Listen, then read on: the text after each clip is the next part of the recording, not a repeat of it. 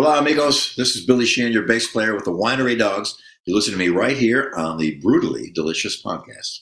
One, two, three, four. The Brutally Delicious Podcast. The Brutally Delicious Podcast. The Brutally Delicious Podcast. The Brutally Delicious Podcast. Good to finally catch up with you. My pleasure. Been a long time. I remember seeing Talus back in like mid 80s at Lemoore in Brooklyn. Oh, legendary shows, yeah. Yeah. Hey, do you have video at all? Yeah. There it is. Ah, sweet. Yeah, legendary shows back at Lemoore. Yeah, we wouldn't go on stage until 1 a.m. I was thinking about that the other day, like living in New York, some of those shows, I mean, like you said, it's 1 o'clock, midnight, 1 o'clock, even later. We were getting home like 4:30. I couldn't do that now if I tried. No kidding, same here. Our crew would be loading out after the show and the sun would be coming up. Yeah, isn't that crazy? And Lemoore was such a great place, like legendary. Fantastic. Oh, it's great. I loved it. So anyway, let's talk about the Winery Dogs. All right. So new album 3, I guess, released last week. What's been the response so far? Overwhelming. We number 3 on the all-inclusive charts on Amazon. Oh, wow. Unbelievable. So, and number 1 on the hard rock charts. I haven't had time to check on it lately because I've been responding to my social media comments and emails, and it's, no joke. It's really been a pleasant surprise. It was quite overwhelming. And that's pretty cool, though, right? Because after I think it was about 7 years since the last record, right? Yeah. In the weird culture we live in, where the attention span is like 30 seconds, it's nice to be like fully accepted that many years later. People can't remember what happened last week, let alone. I know. I mean, you look at this, like the one song, 30 seconds people listen to, and then they move on. So that's great that you're, fully accepted and back in swing again. Yeah, it's very nice. Well, we have some incredible fans. We're pretty close with them. Our first tour, we took a break and did a camp, where we got together and had musicians come and we'd play with them and fans, and at this setting in upstate New York, and jam-packed with people. We made a lot of lifelong friends, really. And so we've always been really close with our audience anyway. So that's really nice to see. And they've been very kind to us, as witnessed this week. Yeah, absolutely. So you mentioned tour. You guys are getting ready to go out on the road again. What's it like preparing post-pandemic or getting ready to get back out there again? Good question. It's chaos because I haven't played in 3 years. So I had to get all my gear together, my wireless together, my bass pedals together, my basses, you name it, all kinds of stuff I had to do. So I've been working flat out for about the last 2 weeks. Finally, everything's about ready to be packed and picked up. And then our first show is the 15th, I believe, in Greensburg, Pennsylvania. Right. And that's a great spot for us. I remember back in the days, we were talking earlier, the more days, there's a club there called Stage One, and we used to play there all the time. And great city for music area there in Greensburg. It's right outside of Pittsburgh. So that's a nice place to start. Nice. So I know you're a professional, been doing this for most of your life or whatever, but do you have any nerves after being, or concerns after being, away from playing live for so long? Or is it just going to be like riding a bike? Oh, it's very much like riding a bike. I've done it thousands of times, literally. Right. Probably, I know I'm over 5,000 gigs. I'm pretty sure I'm over 5,000 gigs. I'm pushing 6,000. So it becomes second nature. But it's more of a anticipation and excitement, to get up on that deck again. And that's my thing. I live to play live, and I play live to live. I'm never a studio guy or anything like that. If you get me on a proper tour bus, I could probably tour indefinitely and never stop. Right. It's as long as I got laundry done at some point or another. So we mentioned it a little bit earlier, but you've been in this for so long. Do you is it difficult to get on the road and do this because of we're all getting up in age, right? Do you prepare differently, or? No, I'm in pretty good shape. Amazingly, I'm very thankful for that. My health is good, no problems. I'm still excited about this thing, this bass. I'd be driving my car somewhere, I get an idea. Oh, I got to get home and try this, you know. So I'm so thankful for that. I don't know where it comes from or how it got built into me, but I'm just still fascinated with this. I can sit with it for hours. I get up, feed the cat, come down here in my little studio and work for hours. And I got my iPhone with me, and I'll put it on selfie video, and I'll play to the phone. Okay, here's the thing. Different than the last thing, but now we do it in a minor key, and just all this bass ideas, song ideas, riffs and licks. And I got my iPhone is pretty jammed with videos of me. Some sitting there in my underpants, so it will remain private. Don't worry. Right, we don't want to see those. You don't.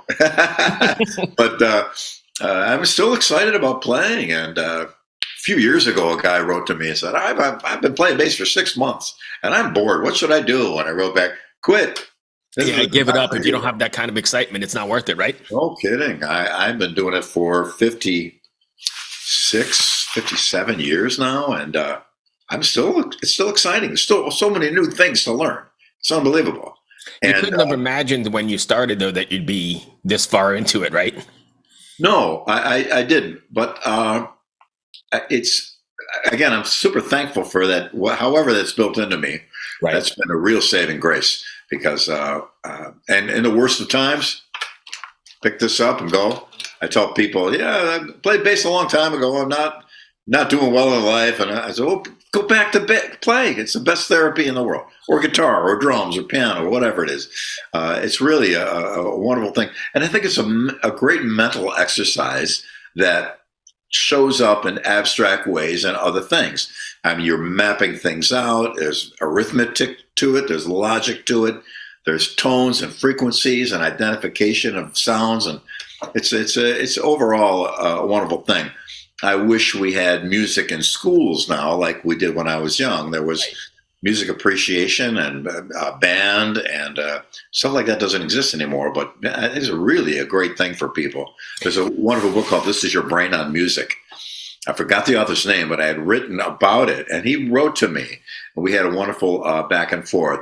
And it just tells what a great advantage it is to play music, to know music, to listen, even to be a fan, to listen. And I'm sure you have music going on in your head all the time, right? All the time. It's unbelievable. That's just kind of a good thing. I have a massive amount, and it's incredible how quickly my memory will come back with the slightest little inclination of a hint of something. I remember I hadn't listened to Disraeli Gears by Cream in probably 25 or 30 years.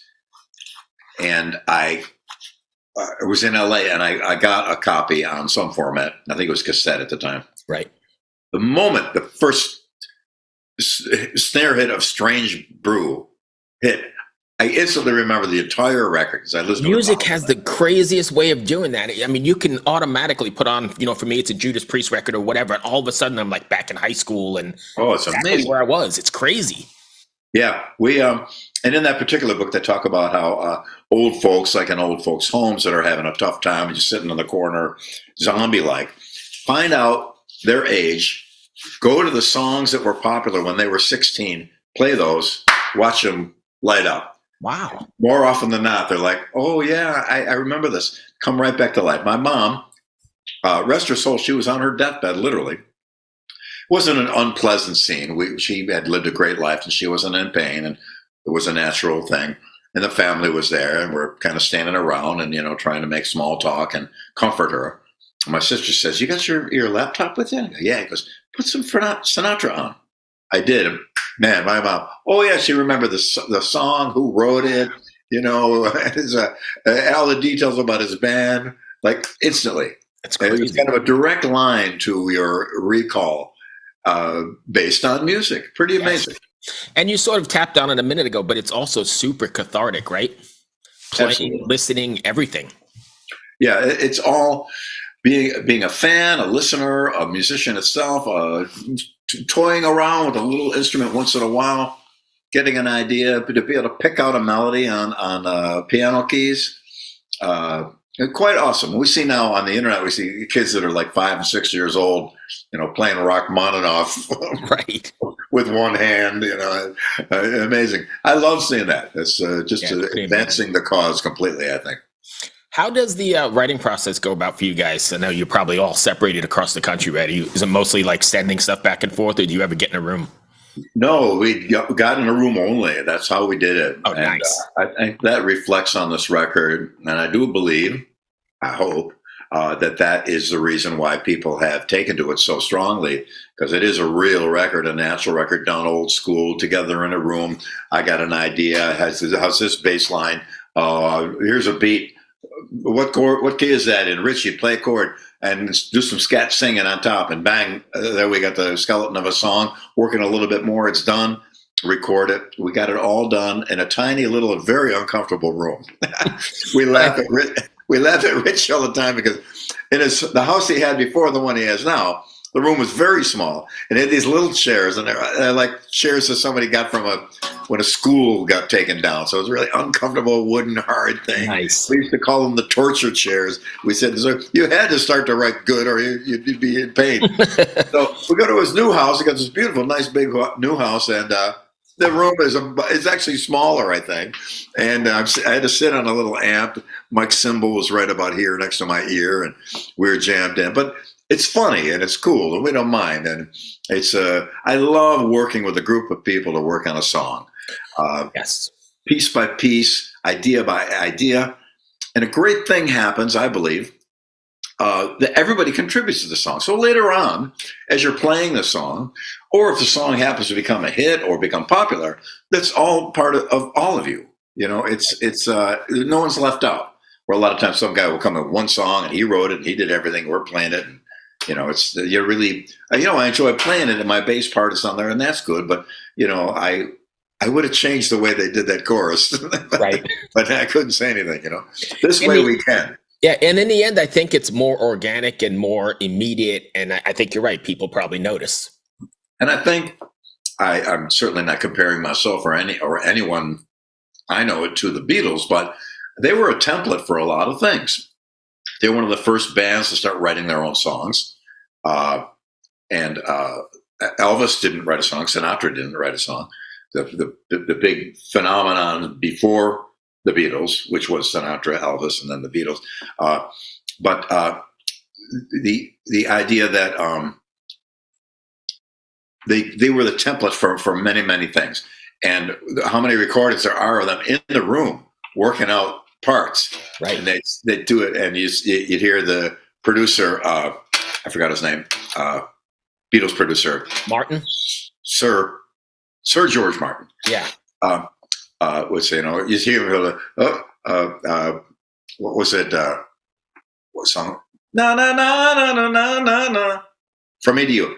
From Me to You, take 3. And you hear them, 2, 3, and you stop. Wait, no, I thought, okay, all right. Me to You, take 4. And they're in there working it out. And it's and those songs live on. Yes. Will live on forever. There was a fabulous documentary just recently on. I didn't see it. I thank you for reminding me. Yeah, on Netflix, one of those places, and I can't even remember the name off the top of my head, but it was fabulous, and it does everything you just said. They're all just sitting in the room, and John's late or something to the rehearsal, and the rest of them are working out ideas, but they're just sitting in a circle. Yep. Just going, and I don't like this rhythm, or I don't like this melody, and it's great. Yeah, really great. I've got a huge, extensive collection of bootlegs, and my Beatle folder is massive. And I've got George Harrison working out While My Guitar Gently Weeps with John Lennon. And they're just sitting on the couch. And it's funny because John's singing it differently. Right. Later they adjusted to the way George was singing it. But it was just together with them. So that's what we did. Not because we were trying to do that, but just because we all happen to like it. And I trust Mike and Richie's ideas. Hopefully they trust mine. And working together is a real joy. And you guys all produced it together. Was that difficult? No, piece of cake. We're all of the same mind. So there's none of that. There's no pushback, and if somebody has an idea, and I don't feel feel too strongly about it, I'll let it go. I'll let it go. And then later I found out, you know what? They were right. Right. Maybe I shouldn't open my big mouth. And another odd things happen. Sometimes I go, I'm going to say something, but nah, I'll let it go, let it go. And then unknown to me, they changed it to the way I was going to say it. So Oh, really? it's a funny, odd. All on the same wavelength. Yes, it must be. I really enjoy the fact that you guys released like a full record and took the time to sequence it and do that sort of thing. Because the whole music business has changed, right? We're getting, singles every 6 weeks and people listen to 30 seconds. But old school people like me love that. And because there's a whole art form in sequencing as well, right? True. It's like a movie, scene by scene. We generally open up a record with a barn burner. Hey, everybody wake up. Because generally you'll start your show with the first song on your first record. Right. On your newest record, rather. And so that's always a good thing. And then there's a car chase and a love scene and a mystery part, character definition that happens within a movie. And I think it's funny that movies now that are paced oddly, where they start with near the end and then they go back and show you, and then they jump to another time, do the oddball timeline. It's kind of an interesting thing, but sometimes it's really, why are you making us jump through hoops in order to watch the movie and figure the story out? Could you just tell a great story? Well, maybe they don't have a great story, so they're going to make it all convoluted so that you think it happened. I don't know. But I do like the idea of a record sequence. And Mike Portnoy is our sequencer. He specializes in that. He's a real movie buff, too. And I think that reflects because you base things out. I've never heard it kind of the analogy like that, but it totally makes sense. Cool. And a live show, same thing. I've gone to see bands that have like just a worse set list as far as pacing goes. And it kind of, even though I love the band, I love the songs, I go, no, it should go like this. Right. You really can make it an exciting night if things are paced properly. So we make sure to pay attention to that pacing. And that would also be related to the sequencing on an album. And us old folks, when we listen to a record, we put it on, side one to play, flip it over and play side two. And you read the liner notes and you read the lyrics and where it was recorded and who you thanked. I mean, that's all a process for me anyway. Exactly. And I think that in itself is kind of an incredible form of entertainment, the immersion into an artist's work. Right. Even before the internet, before anything else, you could be totally immersed into everything you guys wanted to get across, I guess. Yeah, exactly. And I think a lot of people still realize that. I see now the resurgence of vinyl, where people want to put that needle on and let it go. There's your playlist. The playlist is the artist's playlist. It's because he sequenced it, and flip it over and do that. I think it's a good thing. There will always be people that like that. There will always be people that remember that form. There may be less and less of them, but there will always be there, I believe. I hope so, because it's definitely missed as far as I'm concerned, because people like my son are always kind of just, give me the 30 seconds and then I'm moving on. They have this zero attention span. Yeah. Anything can change, and anything can change quickly, culturally. That could change very easily at some point and could slip back to the way it was in some form. And we've seen that before with other cultural trends or ideas or things where it goes and you think, oh my God, and all of a sudden it's gone. We don't have it anymore. It's out of fashion and it's gone. Well, this isn't so much fashion we're talking about. This is a real, it's like going to an art museum, walking from painting to painting. Those are probably paced too. I don't know, but I would bet that they are. When you walk in, they want you to see that one, and the next one is that one. You might be right. Yeah, I wouldn't be surprised at all. I think it has a book. It's the same thing. How you sequence that. So it is definitely part of that. When you tell a story, even a verbal storytelling is like that. So I think that'll always be there. And I believe the pandemic, with people sitting around at home, in their homes, and they couldn't go anywhere, we saw a lot of people thinking things through a little differently than they had before. I 100% agree, and I'll let you go shortly, but I was thinking just the other day that I think we're going to see, like you mentioned the pandemic, but I think we're going to see like an artistic renaissance because everybody was at home like perfecting and honing in on their craft, and not just in music, but you're going to see, and you're seeing it now. Some of my favorite bands are putting out some of the best works they've ever done. You're going to see great. art and literature and everything, right? I believe so. Yeah, I would get up, feed the cat, come down here to my little studio and work. hit it for hours and rediscover things I'd forgotten, fine tune things that I abandoned, and come up with all kinds of things. And I'll see how it goes on the live shows, but already I feel way more confident with a lot more new things and new ideas and new approaches. So there's a silver lining to that very, very dark cloud.